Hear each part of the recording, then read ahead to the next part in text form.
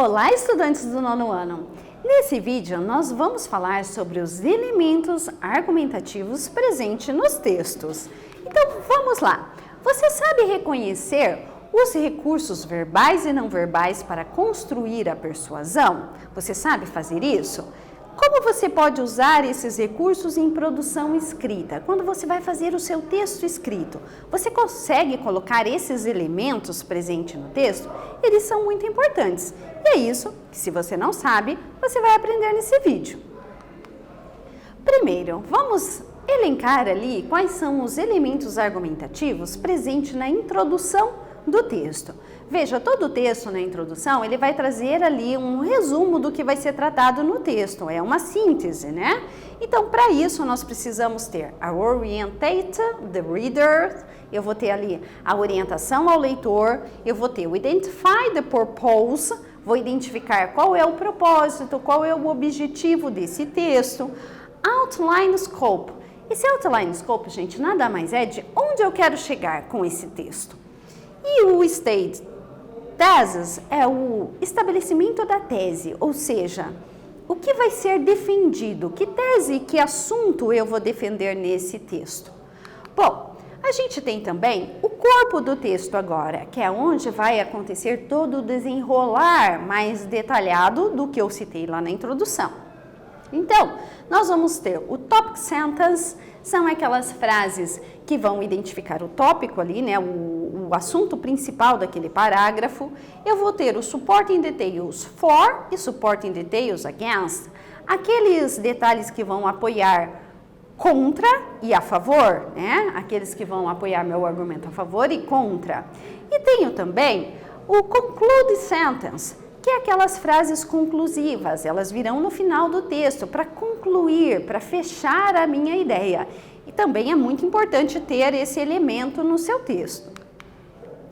Trouxe um exemplo aqui para vocês de uma notícia da BBC News, que é um jornal online, e essa notícia tem o título maior ali que a gente consegue verificar e uma outra frase em negrito, que a gente vai considerar que é então uma introdução do texto. O que a gente pode observar nessa introdução? Coloquei aqui para vocês os elementos argumentativos que a gente viu agora há pouco da introdução e a gente vai tentar identificá-los aqui no texto. Primeiro, quando eu tenho no título assim, ó, Technology in the School, Future Changes in Classrooms, ou seja, a tecnologia nas escolas, as mudanças, as futuras mudanças na sala de aula. Veja, com esse título eu já consigo orientar o meu leitor do que vai se tratar o texto, né? E daí eu tenho também uma frase aqui, de introdução, dizendo que a tecnologia tem o poder de transformar a aprendizagem dos alunos, mas que às vezes a gente entra em uma sala de aula e tem a impressão de que está entrando num túnel do tempo. Veja, aqui eu já consigo estabelecer a tese, né? O que vai ser defendido, que tem muitas escolas que não evoluíram, que precisam de tecnologia. Eu consigo identificar então esses elementos aqui na introdução. No corpo do texto, eu vou ter então a topic sentence, aonde? Aqui, ó, we need to teach better what we teach today. Nós precisamos ensinar melhor do que nós ensinamos hoje. Nós temos também o argumento a favor, que traz ali, ó, que o currículo e a teoria têm mudado pouco desde a época vitoriana. E eu tenho os argumentos contra, quando eu coloco ali, ó, o conector but. Temos também aqui, ó, a conclude sentence, que é a frase de conclusão do texto. Qual é essa frase? He feels a whole new core of subject is needed. Focus on the skill. Ele está dizendo assim, que nós precisamos focar nas habilidades dos alunos. Então, ele conclui com essa frase.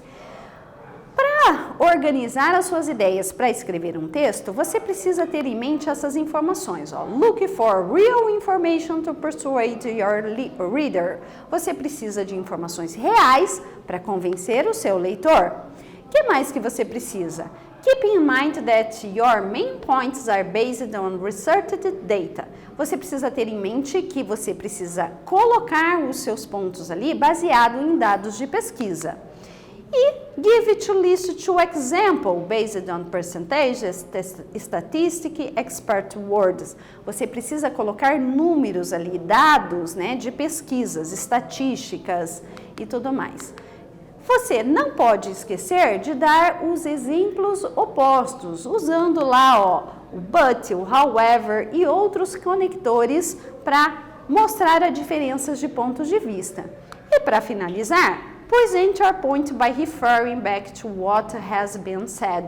Apresente o seu ponto referindo-se a algo que já foi dito antes, certo? Você fazendo isso, você vai ter um melhor argumento no seu texto. Temos aqui então as referências. Neste vídeo nós falamos sobre os elementos de persuasão presentes em um texto. Espero que vocês tenham gostado. Bye, bye!